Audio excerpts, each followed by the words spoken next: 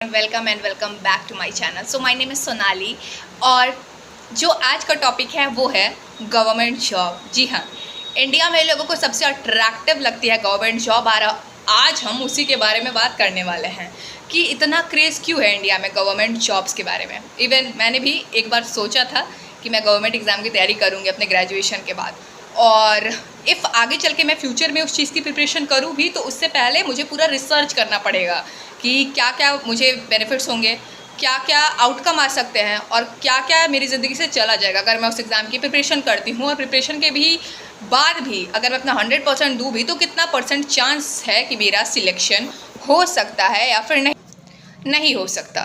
तो इसके लिए सबसे पहले मैंने बहुत सारे लोगों से बात की है जो बहुत टाइम से एग्ज़ाम की प्रिपरेशंस कर रहे हैं, जो आज प्राइवेट सेक्टर में नौकरियां कर रहे हैं, जो खुद का बिजनेस कर रहे हो या फिर जो खुद का कोचिंग चला रहे हो। तो मैंने अलग अलग लोगों से बात की है और फिर मैंने बहुत सारी चीज़ें की कि लाइक सच में वर्थ इट है। इवन मैंने 25-26 साल से जो रेलवे डिपार्टमेंट में जॉब कर रहे हैं गवर्नमेंट जॉब, उनसे भी मैंने बात करके रखी है। तो ये वीडियो बहुत बहुत अच्छी होने वाली है, बहुत ज़रूरी होने वाली है। जो गवर्नमेंट जॉब की प्रिपरेशन करना चाहते हैं उनके लिए भी, जो अपना 2-3 साल दे चुके हैं उनके लिए भी, और जो अपना 5 से 10 साल जी लोग देते हैं, इतना देते हैं, कोई चौंकने की बात नहीं है, उनके लिए भी। तो आप इस वीडियो तक प्लीज़ लास्ट तक देखिएगा ताकि आपको पूरा इन्फॉर्मेशन मिले। तो लोग तैयारी करते हैं, एक एग्ज़ाम चूज़ करते हैं, सुबह उठते हैं, पढ़ते हैं, मॉक टेस्ट देते हैं, फिर रिजल्ट आता है, फिर दूसरे दिन वही साइकिल रिपीट होती है। कुछ टाइम बाद घर वाले पूछते हैं कि इस बार हो जाएगा ना। बच्चा बोलता है हाँ इस बार हो जाएगा, पर मन में एक सवाल आता है कि अगर इस बार भी हुआ नहीं हुआ तो क्योंकि नहीं गारंटी है नहीं, क्योंकि आपको पता है जितने फॉर्म्स भरे जाते हैं उसमें से 1% का ही सिलेक्शन होता है। किसी के एग्ज़ाम में 1% का भी नहीं होता है, 0 कुछ% का होता है।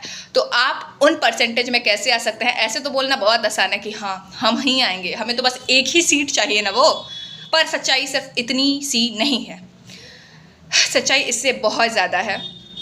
और यहाँ पे बात इस चीज़ की करूँगी मैं कि आप 1-2 साल तो लगा सकते हो गवर्नमेंट जॉब की तैयारी में, पर 2 साल से आपको ज़्यादा क्यों नहीं लगाना चाहिए, या फिर 2 साल से ज़्यादा लगा भी सकते हो आपका मन हुआ तो सबसे पहले इंडिया में इतना गवर्नमेंट एग्ज़ाम या फिर गवर्नमेंट जॉब का कल्चर क्यों है?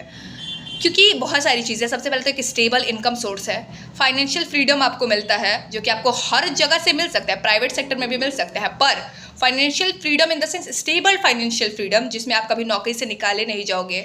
आपकी फैमिली एक्सपेक्टेशंस भी गवर्नमेंट जॉब की ही रहती है कि गवर्नमेंट जॉब मिल जाए तो बढ़िया है। सोशल रिस्पेक्ट आपकी ऑटोमेटिकली बहुत बढ़ जाती है अगर आप एक गवर्नमेंट एम्प्लॉय हो तो, as respect to private employ.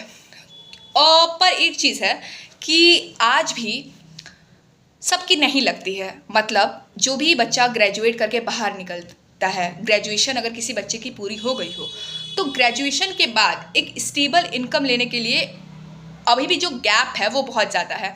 किसी टाइम में मुझे याद नहीं आ रहा है, बहुत पहले मेरे दादाजी ने मुझे एक बात कही थी कि पढ़ाई आपको पैसा कमाने का या नौकरी कमाने की गारंटी नहीं देती है। ये पहले के टाइम में मतलब किसी ने बोला था, मुझे एग्जैक्टली नाम याद नहीं आ रहा पर बोला था, और जो कि आज जाके सही हो रहा है कि पढ़ाई हमें आज गारंटी नहीं दे रही है, नौकरी की पढ़ाई हमें गारंटी नहीं दे रही है पैसे कमाने की। तो इंडिया में ऐसी चीज़ें बहुत ज़्यादा हैं। बट हम एक चीज़ बोलना चाहेंगे कि एजुकेशन और सुटेबल एम्प्लॉयमेंट के बीच का फासला आज भी बहुत बहुत ज़्यादा है। आप किसी भी एग्ज़ाम की तैयारी करते हो, आप 1 साल तैयारी करते हो, फिर दूसरे साल, फिर तीसरे साल। पहले साल आप सिलेबस समझने में ही बहुत ज़्यादा टाइम लगा देते हो और पहले साल किसी को खास को आपसे कोई उम्मीद भी नहीं रहती कि आप फोड़ दोगे। दूसरे साल थोड़ी सी उम्मीद अपने आप से भी बढ़ जाती है क्योंकि अब मॉक टेस्ट के नंबर अच्छे आने लगे होते हैं, अब थोड़ी थोड़ी चीज़ें अच्छे फ्लो में जाने लगती है। पर तीसरे साल, अगर दूसरे साल भी आपका नहीं होता है तो तीसरे साल से आपका मोटिवेशन एकदम डाउन चला जाता है, डिसिप्लिन रहती ही नहीं है। इवन लोग गवर्नमेंट एग्जाम का बोल के दिन भर रीले देखते हैं, इंडिया की ही बात बता रही हूँ मैं तो, और जेन्युइन बातें बता रही हूँ। वो तैयारी भी नहीं करते हैं, बस उनके परिवार वालों को लग रहा होता है कि वो तैयारी कर रहे होते हैं। और कोई कोई इंसान जो जेन्युइनली हार्ड वर्किंग होता है पर वो इतना बोर हो चुका होता है एक ही काम करने से कि वो उतने अच्छे से, उतनी इफिशिएंटली प्रिपरेशन नहीं कर पाता है। और मान लीजिए आपने 2 साल किसी भी एग्ज़ाम को दिया, अब इस तरह से 2 चीज़ें हो सकती है। जो चीज़, एक होता है संक एफर्ट का कॉस्ट, एक होता है परसिस्टेंस। परसिस्टेंस मतलब ये है कि आप 2 साल बाद भी अगर सेम एग्ज़ाम को टारगेट कर रहे हो तो आप ये सोचोगे यार मेरे मार्क्स इंप्रूव हो रहे हैं, मैं अच्छा परफॉर्म कर पा रहा हूँ, इन सारी चीज़ों को मद्देनजर रखते हो कि मेरे मॉक टेस्ट में मार्क्स बढ़ रहे हैं, मैं हो सकता है 5-10 नंबर से ही पीछे हूँ या फिर 0.1 बस मार्क्स से भी किसी का छूट सकता है। तो ऐसे ऐसे लोग आएंगे परसिस्टेंस के हेड में। और एक होता है संक कोस्ट इफेक्ट, किसमें क्या होता है, इसमें ये होता है कि मैंने 2 साल लगा के हैं, 2 साल में पैसा इन्वेस्ट किया, 2 साल में एफर्ट्स इन्वेस्ट की, 2 साल में इतना टाइम चला गया उस एक एग्जाम के लिए, अब मैं उसे कैसे छोड़ दूँ। तो इसमें इन दोनों में गैप बहुत कम है, इन दोनों का मीनिंग बहुत डिफरेंट है, पर हाँ इन दोनों के नज़रिए में आपके करियर में बहुत बड़ा बदलाव ला सकता है। अब मान लीजिए एक लड़का है जो अभी अभी ग्रेजुएशन करके निकला है, उसकी उम्र कुछ 21-22 साल हो रही हो, उसका नाम रख देते हैं अमन। तो अब अमन के पास 2 साल की मैंने तैयारी कर ली, उसका नहीं निकला। अब वो 2 चीज़ें सोचेगा कि क्या करना चाहिए मुझे, मैंने 2 साल दे दिए हैं इसीलिए मैं ये चीज़ करूँ, इसीलिए मैं इस साइकिल में दोबारा रिपीट करूँ, या फिर 2 साल में मैंने जेन्युइनली इम्प्रूव किया है इसलिए मैं आगे बढ़ूँ। तो ये 2 चीज़ें हो सकती है, दोनों में से आपका जो भी हो। अगर आपका संक कोस्ट एफर्ट है तो उसको छोड़ दीजिए, पर हाँ अगर आपका परसिस्टेंस चीज़ है कि हाँ आप जेन्युइनली आपने नॉलेज गेन किया है, आप और में आगे बढ़े हो, तो इसको आगे बढ़ाइए। पर सिर्फ 2 साल दे दिए हैं इसलिए और दूंगा, ये गलत चीज़ है। और 2 साल लगाना कोई बड़ी बात नहीं है, पर हाँ इसके लिए आपको कुछ कुछ क्राइटेरियाज मालूम होने चाहिए मेरे हिसाब से। सबसे पहला तो आपका गोल जेन्युइनली आपका है, आप दिल से चाहते हैं उस चीज़ को करना। आप पेरेंट्स के प्रेशर में आकर, रिलेटिव के प्रेशर में आकर, या फिर मेरे एक कज़न ने कर लिया तो मैं भी कर लूँगा, मेरे एक दोस्त ने कर लिया तो मैं भी कर लूँगा, ये सारी चीज़ों से नहीं होती हैं। आपका जेन्युइनली मन होना चाहिए, दिल होना चाहिए, क्योंकि दिल लगाओगे तभी प्रिपरेशन अच्छे से कर पाओगे, बिना दिल लगाए प्रिपरेशन नहीं हो पाएगी। आपको जेन्युइनली अगर पोस्ट चाहिए तब प्रिपरेशन करो, नहीं चाहिए कुछ और चाहिए, या तो लाइफ में पैसे कमाने तो छोड़ दो उसको, पैसे कमाने के और भी तरीके हैं। दूसरा, आपकी प्रिपरेशन का मापदंड होना चाहिए, मेजरेबल होनी चाहिए कि कल मेरे मॉक टेस्ट में कितने आए थे, आज कितने आए हैं, 10 दिन बाद कितने आएंगे। तो ऐसे ऐसे बढ़ने का ग्राफ जाना चाहिए। ऐसा नहीं है कि ऐसे हो रहा है या फिर हल्का फुल्का ऐसे हो भी तो आप ऐसे बढ़ा लो, ग्राफ डिक्रीज नहीं करना चाहिए, इंक्रीज ही करना चाहिए। तीसरा, आपके पास रियलिस्टिक टाइमलाइन होनी चाहिए, टाइमलाइन बनाओ अपनी। ऐसा मत करो कि साइकिल में लूप में रिपीट होते होते चले जाओ, साल दर साल 10.5 साल, नहीं रखो कि हाँ भाई मुझे 2 साल में एग्ज़ाम निकालना है, 2 साल ही दूंगा मैं। जैसे मेरा एक दोस्त था, वो बोला था कि सोनाली अगर 2 साल में मेरा नहीं हुआ तो मैं छोड़ दूंगा। और हाँ 2 साल वो जान से मेहनत किया, उसको वो पोस्ट नहीं मिला, पर हाँ उसको दूसरा पोस्ट मिल गया और आज वो अच्छे से है, क्योंकि वो 2 साल का अपने टाइम लाइन निश्चित कर दिया था। बहुत सारे लोग टाइम लाइन निश्चित करते नहीं, तो वो सोचते हैं कभी ना कभी तो हो ही जाएगा ना। पर ये सबसे डेंजरस चीज़ है कि कभी ना कभी तो हो ही जाएगा ना।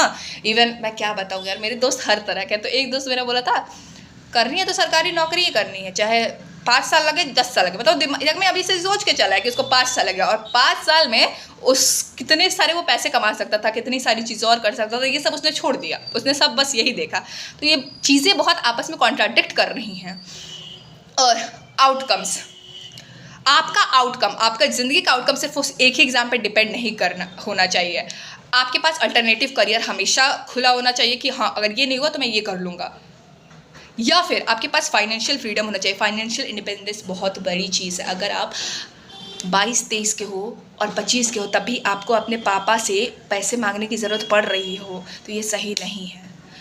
इवन अगर आप कमाने लगोगे ना कभी भी, तो अब आपको आपके पापा से पैसे मांगने में शर्म आएगी। तो ये फाइनेंशियल फ्रीडम, हाँ अगर ये भी है कि अगर फैमिली वाले अलाउ कर रहे हैं तो ठीक है, बट एक टाइम के बाद खुद से ही शर्म आने लगती है। 25 तक तो मुझे लगता है कि आने ही लगती है। मतलब मैं उसके बाद है कि हेल्थ वगैरह सेक्रीफाइस नहीं करना है, हेल्थ वगैरह सेक्रीफाइस नहीं करना है। मैंने बहुत सारे ऐसे लोगों को देखा है कि जो प्रिपरेशन में इतना घुस जाते हैं कि हेल्थ वगैरह की कुछ हो ही नहीं रहते। वो 10 मिनट के वॉक पे भी नहीं जा सकते, वो दिन रात एक रूम में पड़े रहते हैं। साल पे साल गुजरते हैं, त्यौहार पे त्यौहार आते रहते हैं, उन्हें पता ही नहीं चलता है, उनकी लाइफ इतनी स्टक हो जाती है।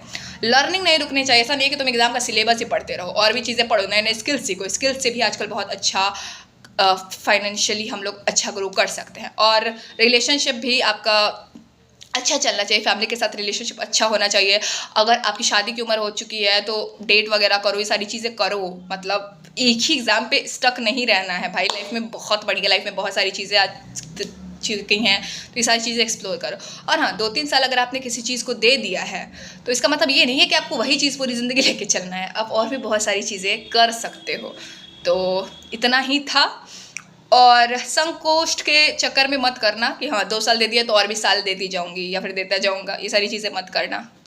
और हाँ आप एग्ज़ाम दिए, मान लीजिए आपका सिलेक्शन हो गया, बहुत अच्छी बात है, कॉन्ग्रेचुलेशन। नहीं हुआ, फेल हो गए, दोबारा से रिपीट किया, तीसरी बार रिपीट किया, चौथी बार रिपीट किया। इसको एंडलेस लूप मत बनने देना, क्योंकि इसके चक्कर में न जाने कितने इंडियंस की लाइफ बर्बाद हो चुकी है, बर्बाद हो चुकी है। वो कब 30 साल के हो गए, कब 32 साल के हो गए, उन्हें नहीं पता चला। तो ये सारी चीज़ें मत करना। गवर्नमेंट जॉब के अंदर अगर घुस रहे हो तो टाइमलाइन प्लीज़ डिसाइड कर लो। मैं अपने आप को भी बोलूँगी कि अगर मुझे गवर्नमेंट जॉब की तैयारी करनी है, और मैं बताऊँगी आप लोगों को अगले व्लॉग में कि मैं किस एग्ज़ाम की तैयारी कर रही हूँ, क्या कर रही हूँ लाइफ में, सारी चीज़ें होंगी यहाँ पर, आप चिंता मत कीजिए।